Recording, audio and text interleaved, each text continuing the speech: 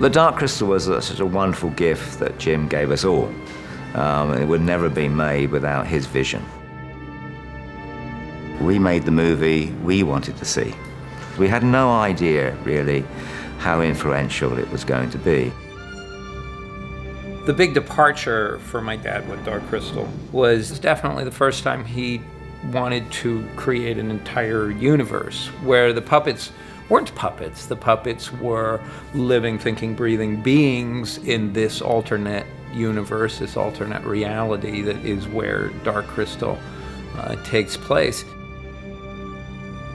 He's always trying to do something new and different he'd never done before, and didn't like to repeat himself. And this was his idea of doing something totally different that he'd never done before and that nobody had ever done before.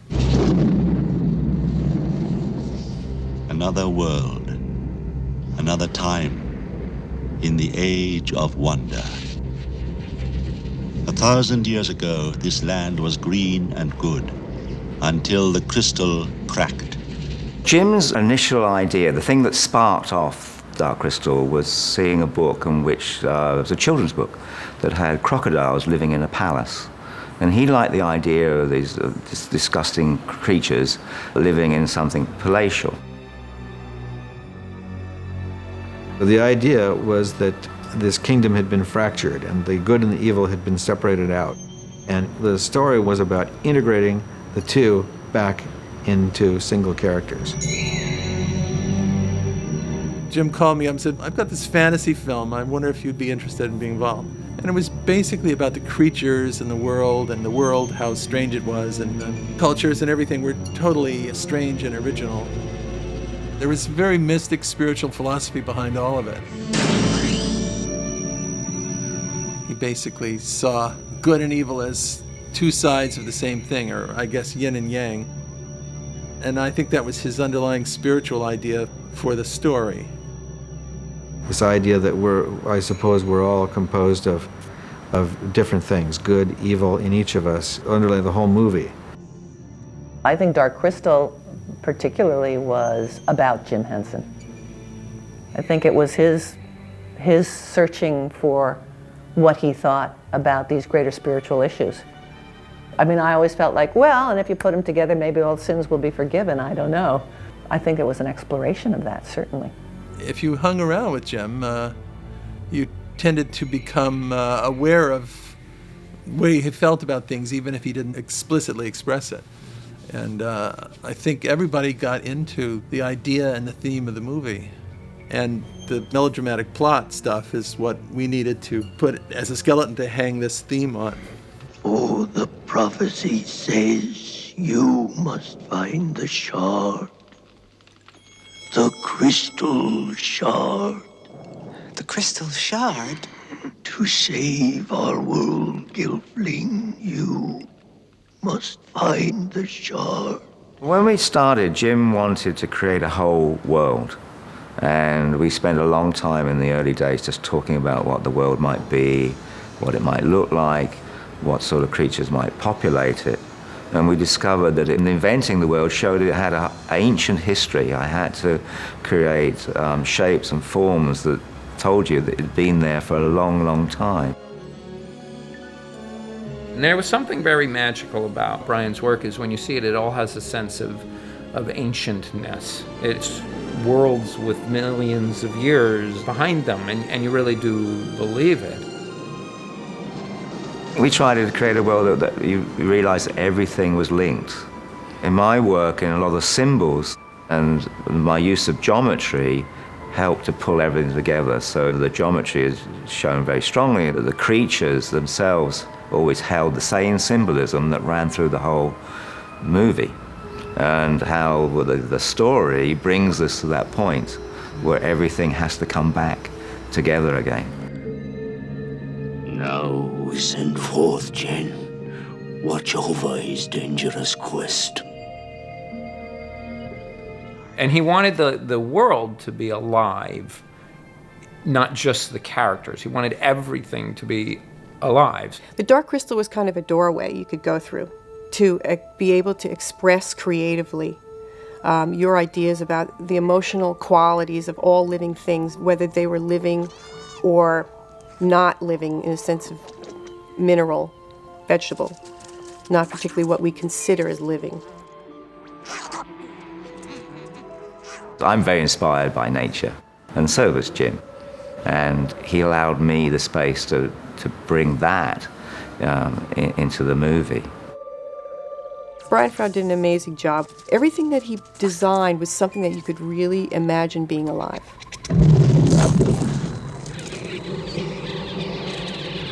Some of them didn't really look like any other thing that exists, but yet somehow they did seem like something that could easily be alive if you saw one.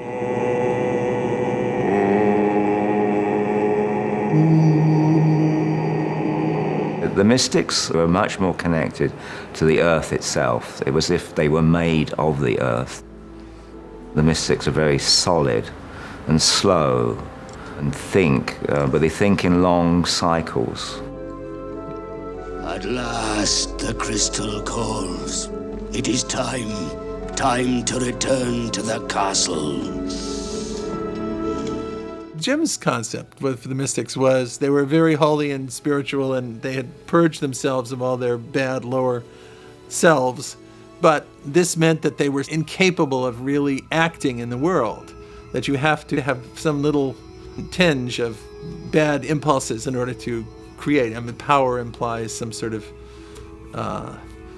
aggressiveness, and you can't really act in the world without having a little bit of Skeksis in you.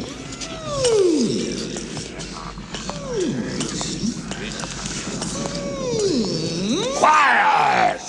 The Skeksis started out with these drawings of crocodiles wearing jewelry. And then, Jim developed them as a concept of they were the evil side of complete nature.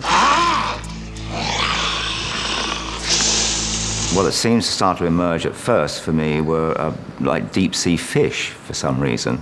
And it was the teeth. Trial by stone. Trial by stone! They're like dinosaurs, and birds, our modern feathered birds, came from more reptilian. So the Skeksis are more fiery.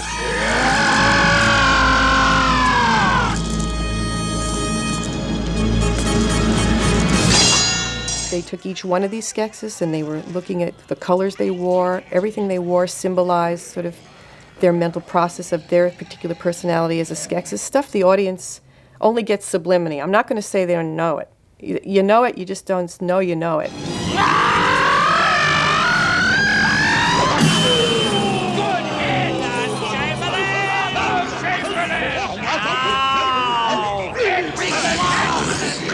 We gave them different personalities. It was easier if we gave them jobs. That helped us enormously. Said, well, what do they actually do? What's their function? And once we got that, then some of the costuming and the way their shapes started to fall into place.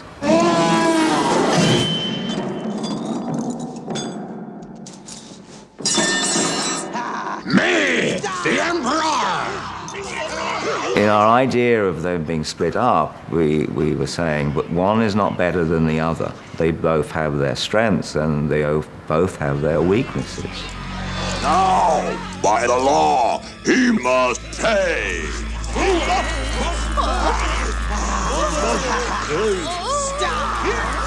Stop!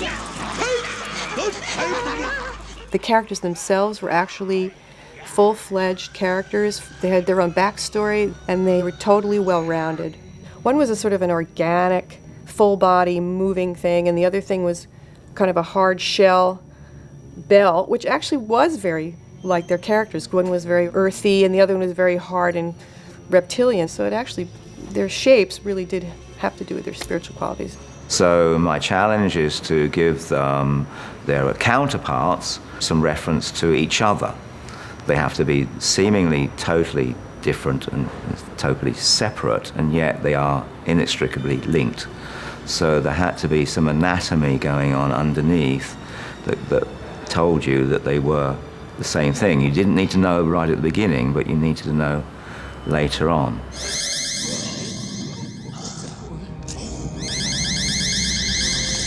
Fisher! The crystal! The crystal calls! To the crystal chamber! Jim and Frank Oz just loved developing these ideas because they're both men that love monsters. They just love monsters. So it was my task to give them a jolly good monster. So I kept doodling away, and Jim would encourage me to make them more and more disgusting. Arthim soldiers! Find the Gelfling!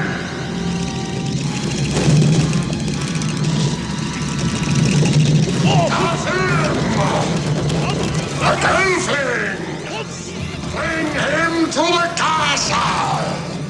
The Gartham, that was like the armored tank character that looked like a horseshoe crab up on its hind legs. They were like the minions of the Skeksis, and they would go out and capture pod people and drain their essences.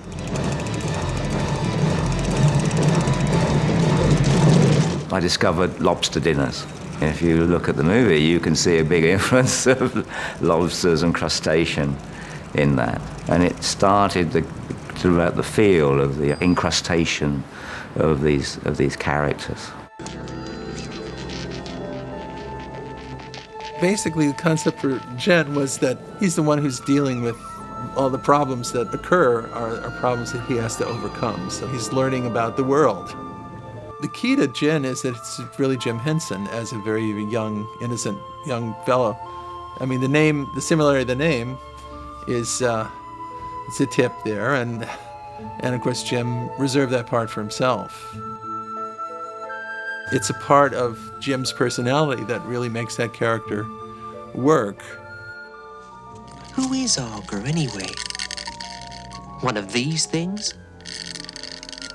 Maybe she murders gelflings. What am I doing here?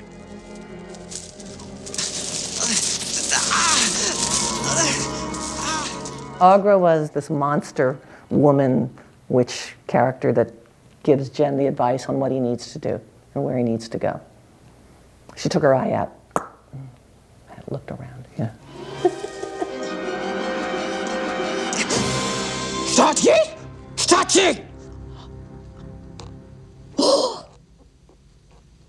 The Gelfling reached. Augur is very much of the earth itself. She is a product of the landscape. I mean, she is the landscape almost personified. So the way she looks and feels is connected to rocks and her whole wrinkles to do with maybe trees or rock carvings. She is so ancient. She really relates to a lot of those images of the mother goddess, the earth mother. So she is the wisdom of the earth itself. You want to know what this is all about? Is that it, Gelfling? You don't know? You've never looked at the heavens. Everything in the heavens is here, moving as the heavens move. This is how to know when. That's what. Suns, moons, stars. Yes, the angle of eternity. That's how I know it's coming. And it was very intriguing to create a character that seems to know so much, but she's ambivalent. You don't know, the great thing about her, you don't know whether to trust her or not. We never really know which side she's on. And maybe she doesn't know, but she's there in the working out of it. Questions, too many questions. You want a shard? Here.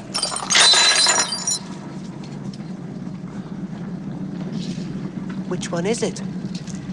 Don't know.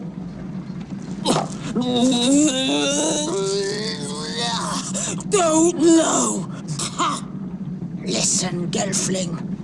There is much to be learned, and you have no time. The Gelflings are our representatives in the movie. They're the most human of the lot. It's like when I paint a picture of fairies and of creatures, I usually put something very, very real in the middle of it. So this is our touchstone. As the viewer, we understand this thing. And now when we take people into the stranger areas, and Dark Crystal got very strange at times, we still have a safe haven of the Gelflings, because they take us on the journey through the film and through the adventure.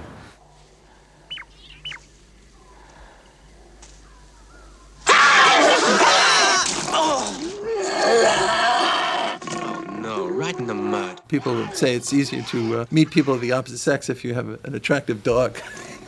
So we thought Fizzgig would be sort of the opposite. You know, he would be not a chick magnet, but a boyfriend repeller.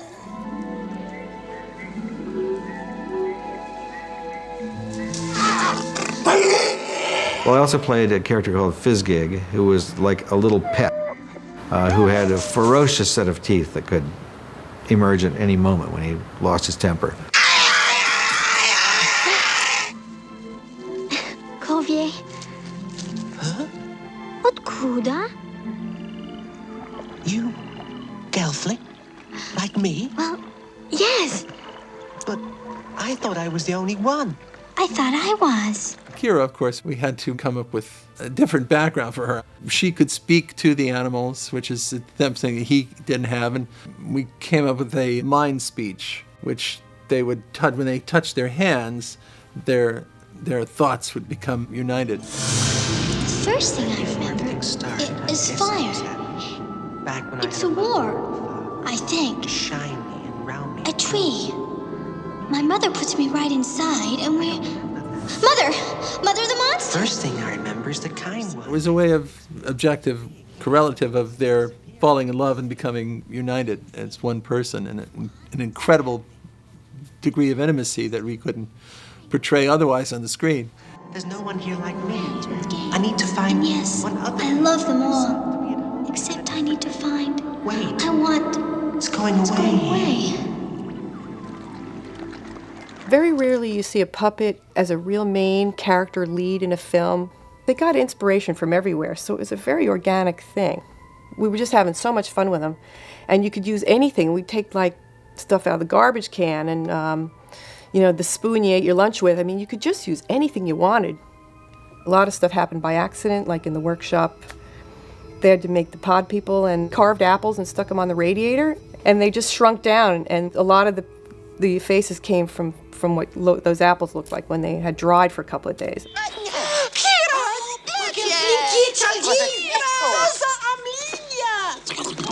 Avoye Jen. Podlings were so much fun. I mean, to do. We just had a whale of a time creating them and their costumes and what they did.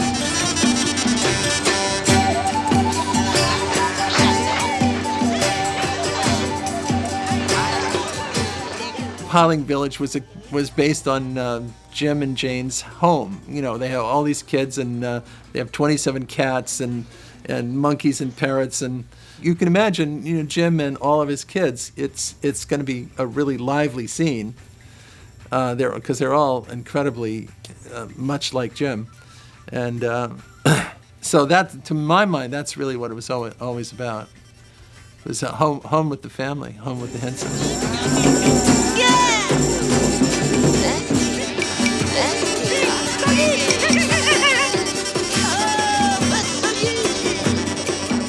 The characters in Dark Crystal, I think, were breakthrough characters for their time. They hadn't seen those designs a lot, and in fact, if you look at the 20 years after, 30 years after, a lot of people have copied them. I mean, they're kind of everywhere, derivative designs. I think those were kind of really the most first-time original look of those kind of creatures. Brian Froud did an amazing job with that. It came right out of his head.